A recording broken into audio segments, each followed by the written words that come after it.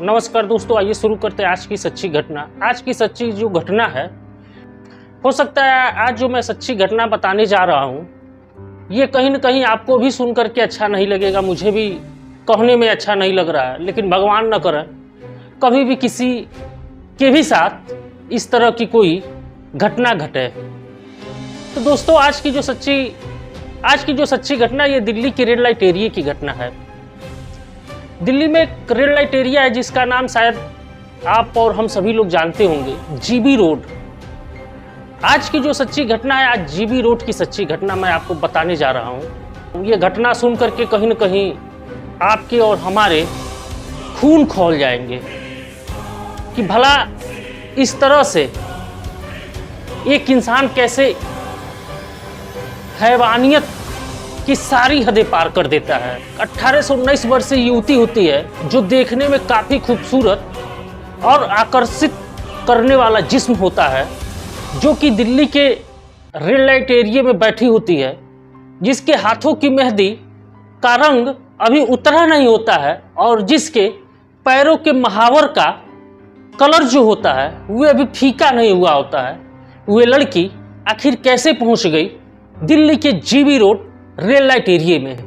वहाँ पे एक युवक उस लड़की को चाय देने के लिए जाता है और वह जब उस कमरे में जाता है तो देखता है कि एक 17 से 18 वर्ष की युवती होती है, जिसे देखने से ऐसा लग रहा था मानो उसकी शादी 1-2 दिन पहले ही हुई हो और अभी वे दुल्हन के ही ड्रेस में वे लड़की थी, जिसके हाथों में अभी मेहंदी लगी हुई थी और उसके हाथों में मेहंदी का रंग भी नहीं छूटा था और पैरों में महावर भी,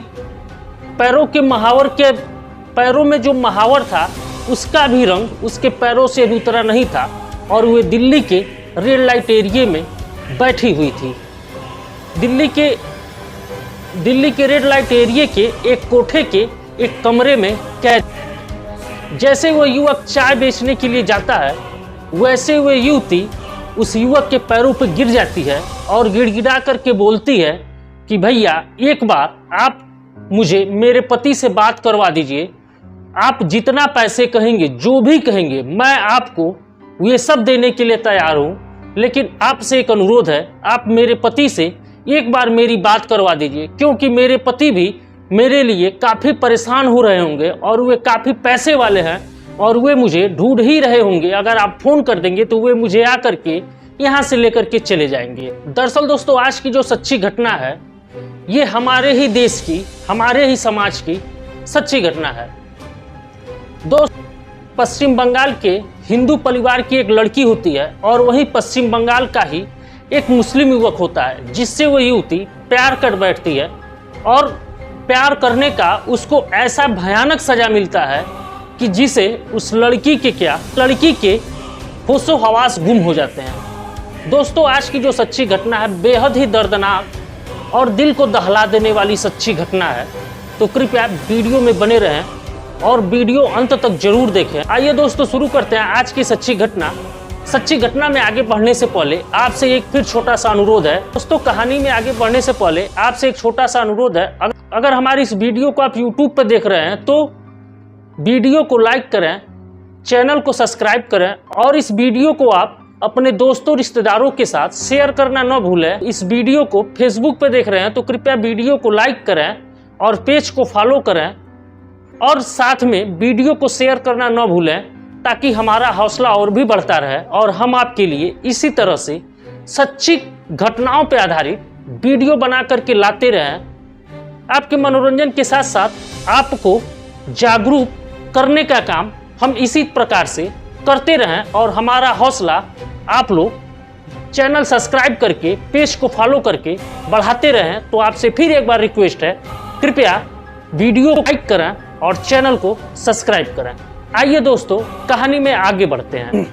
दोस्तों आज की जो सच्ची घटना है ये दिल्ली के रेड लाइट एरिया की है और हम जीबी रोड के नाम से जानते हैं। जीबी रोड के एक कोठे के एक कमरे में एक 18 से 19 वर्षीय युवती होती है, जो कि दुल्हन के कपड़ों में सजी सवरी और उस रेड लाइट एरिया के कोठे के कमरे में बैठी हुई। इस नाम का युवक होता है और महेश जाता है उसी कमरे में उस लड़की को चाय देता है और उसकी तरफ देखता है, तो वे देखता ये है कि एक 18 से 19 वर्षीय लड़की होती है जो कि हाथों में मेहंदी लगाए, पैर में महावर दोस्तों एक विशेष तरह का कलर होता है जो कि पश्चिम बंगाल, बिहार, उत्तर प्रदेश की जितनी भी विवाहित महिलाएं होती हैं वे सब पैरों में एक लाल कलर का विशेष कलर लगाती हैं जिसे काफ़ी शुभ माना जाता है। महावर लगाए हुए बैठी थी और जैसे ही उस युवक महेश को देखती है वो लड़की उसके पैरों पर गिर जाती है और उससे कहती है कि भैया आप मेरे पति को एक फ़ोन कर दो और मेरे पति से एक बार फ़ोन करके बात करवा दीजिए, वे आएंगे, मुझे यहाँ से लेके जाएंगे और वे भी मुझे ढूंढ रहे होंगे, परेशान हो रहे होंगे, कृपया आप मुझे एक फ़ोन करवा दीजिए, उसके बदले में आप जो कहेंगे, आपको जितना भी पैसा चाहिए, जो भी चाहिए।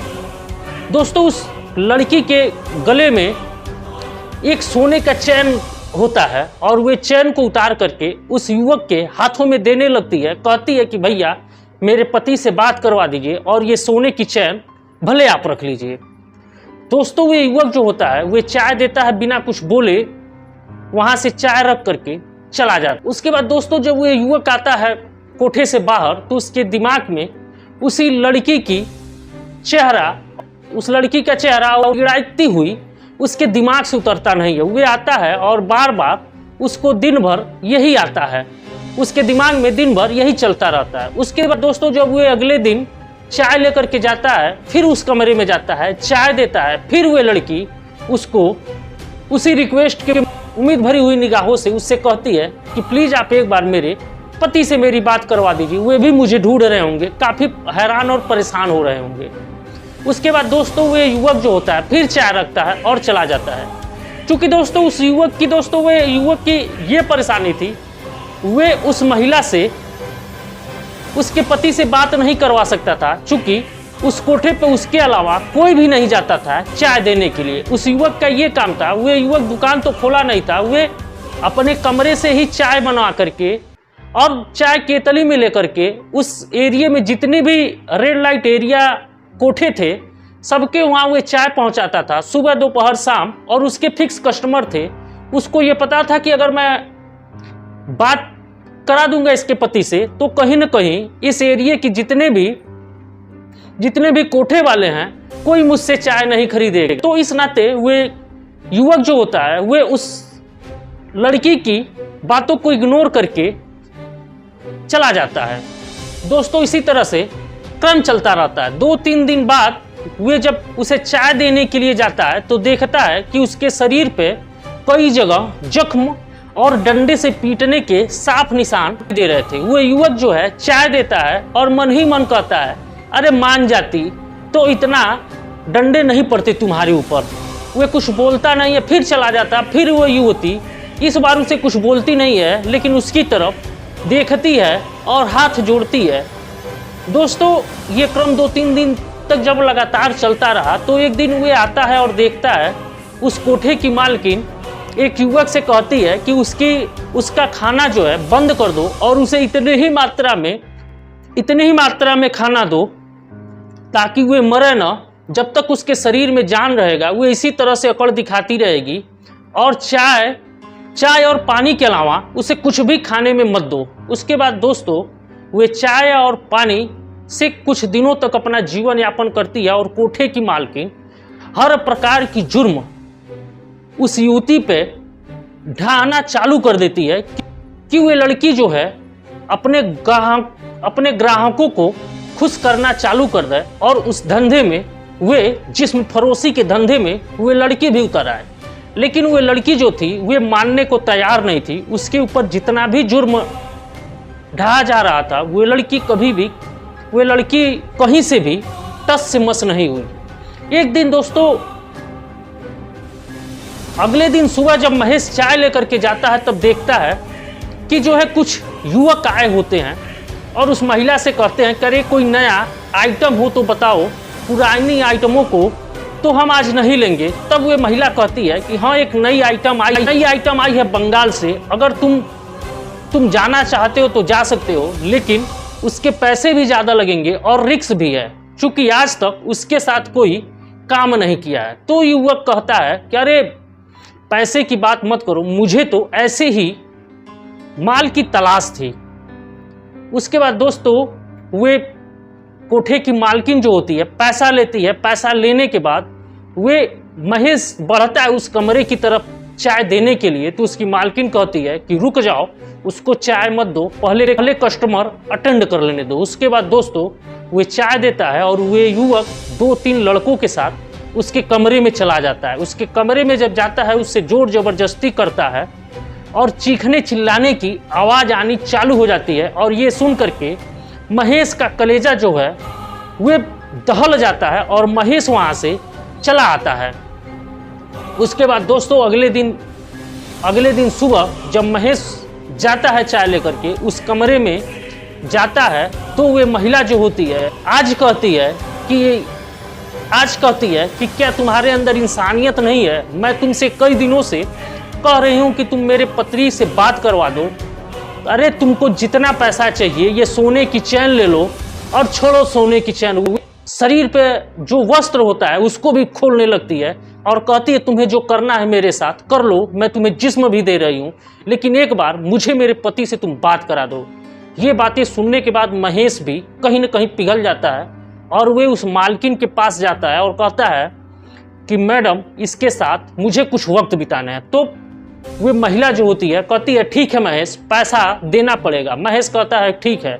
तो वे महिला कहती है कि महीने के हिसाब में कटेगा कि आज ही तुम पैसा दोगे। तो महेश कहता है कि मैडम अगर आज आपको पैसा चाहिए तो आज पैसा लीजिए, और हिसाब में काटना होगा तो हिसाब में काट लेना। महिला हंसते हुए कहती है महेश जैसा तुम्हें उचित रहे, ठीक है तुम जाओ। उसके बाद दोस्तों वे जाता है, युवक जाता है उस कमरे में, दरवाजा बंद करता है। जैसे ही दरवाजा बंद करता है वे युवती जो होती है वे अपने वस्त्रों को खोलने लगती है। कहती है कि आओ, तुम भी अपने जिस्म की गर्मी शांत करके यहाँ से चले जाओ। उसके बाद वो युवक उसके मुंह को पकड़ लेता है और कहता है कि धीरे धीरे बात करो और हमारी बात जो है कमरे के बाहर नहीं जाना चाहिए, और बताओ तुम यहाँ कैसे और किस तरह से आकर के फंसी हो। उसके बाद दोस्तों वो लड़की जो होती है सारी एक एक बात बताना उसको चालू करती है। वो लड़की बताती है 10 में पढ़ रही थी तभी मुझे एक लड़के से प्यार हो जाता है।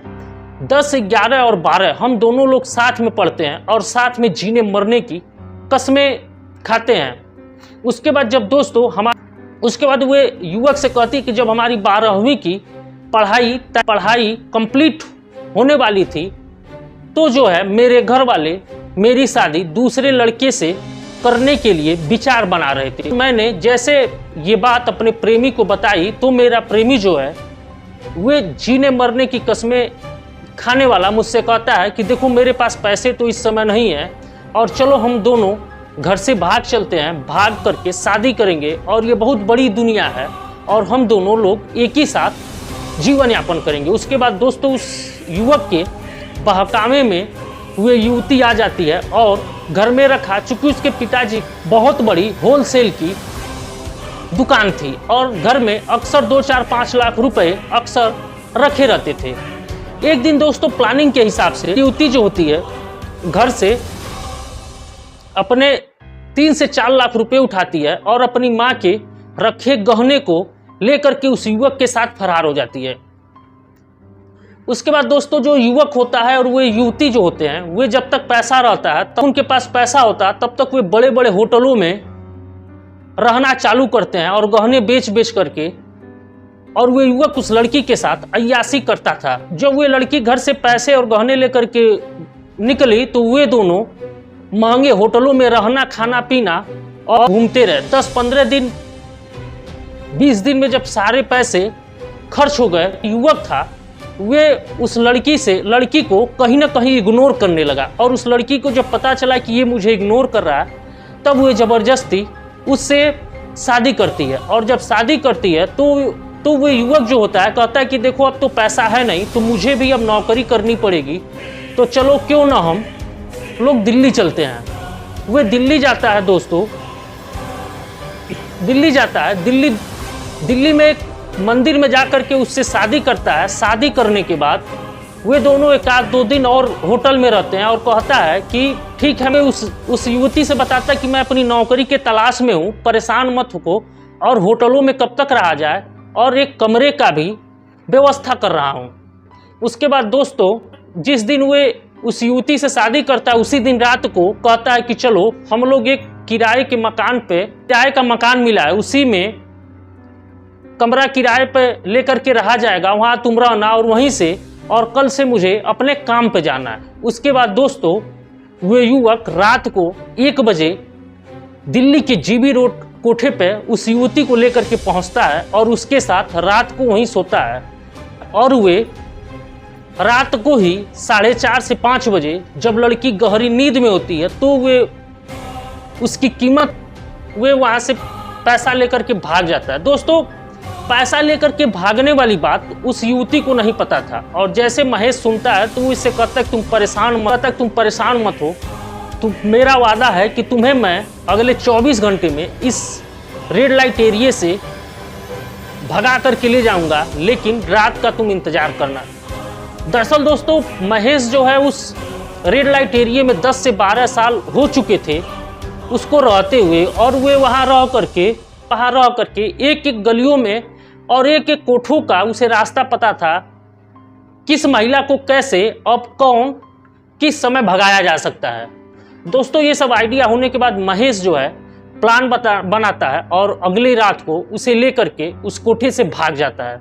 जैसे उसे लेकर के भागता है और दोनों कलकत्ता की ट्रेन पर बैठ जाते हैं। कलकत्ता की ट्रेन पर बैठने के बाद जब कुछ दूर आगे आते हैं तो वे युवती जो होती है महेश से कहती कि सबसे पहले मेरे पति के पास फ़ोन मिलाओ और मुझे अपने पति से बात करना है कि उसने मेरे साथ इतना बड़ा धोखा क्यों किया। उसके बाद दोस्तों महेश जो होता है वे फ़ोन मिलाता है। फ़ोन जैसे ही मिलाता है तो उस पर इकबाल लिखा हुआ आता है। वे कुछ बोलता नहीं है, उस लड़की की तरफ देखता है और लड़की जो है महेश की तरफ देखती है, कहती है कि हाँ भैया मैंने जिससे प्यार किया था वे कोई हिंदू लड़का नहीं था, बल्कि वो एक मुस्लिम लड़का था जिससे मैंने प्यार किया था। अब मैं अपने घर भी नहीं जा सकती हूँ क्योंकि मेरे घर वाले भी मुझे अब स्वीकार नहीं करेंगे। उसके बाद दोस्तों महेश जो होता है काफ़ी फ़ोन मिलाता है, फ़ोन नहीं लगता है। उसके बाद दोस्तों जब ट्रेन कुछ दूर आगे बढ़ती है तब उस लड़के का नंबर जो है ऑन होता है, और जैसे ही ऑन होता है वैसे ही महेश के मोबाइल पर नंबर ऑन होने का मैसेज आता है, और जैसे ही मैसेज आता है वे कॉल बैक करता है और वे कहता है, स्पीकर ऑन करता है और वो इस युवती से कहता है कि चुपचाप सुनना, कुछ बोलना मत तुम। उसके बाद जैसे महेश जो है उस मुस्लिम युवक के पास फ़ोन मिलाता है और कहता है कि मैं दिल्ली के जीबी रोड से बोल रहा हूँ, वैसे ही वे मुस्लिम युवक कहता है हाँ भाईजान परेशान मत होइए, मैंने अपना नंबर चालू कर दिया है। अभी उस लड़की का फ़ोन तो मेरे पास नहीं आया, लेकिन जैसे ही फ़ोन आएगा वैसे आप 4 व्हीलर तैयार रखना और उसको मैं बातों में फंसाए रखूँगा, और मैं आपको एड्रेस बताऊँगा और आप उससे जा करके वहाँ से ले लेना। ये बात जैसे ही उस युवती को पता चलता है और वो रोने लगती है, कहती है कि मुझे क्यों तुम निकाले महेश, मुझे वहीं रहने देते, मैं अब न घर की हुई न घाट की हुई, न अब मुझे मेरे माँ बाप स्वीकार करेंगे, न तो ये इकबाल, अब मैं कहाँ जाऊंगी, किसके साथ रहूंगी। उसके बाद महेश कहता है कि परेशान मत होको, धीरज रखो, ऊपर वाला सब कुछ ठीक कर देगा। उसके बाद दोस्तों महेश अपने एक दोस्त के पास फ़ोन करता है। उसका दोस्त जो होता है वह पटना रह करके काम करता है। उसके बाद दोस्तों वे दोनों जाते हैं, महेश और वे युवती जो होती है दोनों जाते हैं पटना में उतरते हैं। उतरने के बाद महेश उसके पास चला जाता है, अपने दोस्त के पास जाता है, वहाँ पर एक रूम लेता है। रूम लेने के बाद महेश वहाँ भी, चूँकि चाय दोस्तों महेश बहुत बढ़िया बनाता है और वे चाय बनाने लगता है। चाय बनाने के बाद धीरे धीरे वक्त बीतता जाता है। वक्त बीतने के बाद महेश और जो बंगाली युवती होती है वे दोनों शादी कर लेते हैं। शादी करने के बाद धीरे धीरे वे युवती जो होती है अपने माँ बाप के पास फ़ोन करना चालू करती है, अपने माँ से सारी बात बताती है कि किस तरह से इकबाल उसे उस कोठे पे बेच करके चला जाता है। उसके बाद दोस्तों उसकी माँ जब सुनती है कि हमारी बेटी एक मुस्लिम के साथ नहीं बल्कि एक हिंदू लड़के के साथ होती है, तो वे भी बड़ा खुश होती है और उसे धीरे धीरे बात करते करते उसे कलकत्ता बुलाती है और वे दोनों उसे अपने घर बुलाती है और वे युवती अपने घर जाती है। उसके बाद दोस्तों जो महेश होता है वे बनारस का रहने वाला होता है और महेश जो है उसे अपने बनारस घर भी लेकर के जाता है और इस तरह से उस बंगाली युवती की जिंदगी नर्क होते होते बच गई। ये वीडियो बनाने का जो मैं वीडियो बनाया हूँ इसका मेन मकसद ये है कि किसी भी धर्म की, चाहे हिंदू मुस्लिम, मैं यहाँ धर्म संप्रदाय की बात नहीं कर रहा हूँ। आप लोग 17 से 18 साल की उम्र में आप लोग जो ध्यान नहीं देते हैं, प्यार के चक्कर में पड़ जाते हैं, खास करके हिंदू लड़कियां आए दिन अन्य जातियों के लड़कियां जो होती हैं वे जो है खास करके एडवांस बनने के चक्कर में जात पात धर्म की बातों को न मान करके ये जो कदम उठाती हैं, आए दिन समाचार पत्रों पे, सोशल मीडिया के माध्यम से आपको ये पता चलता है कहीं कोई 36 टुकड़ों में मार करके दिल्ली जैसी हत्या करके फेंक दी जाती है।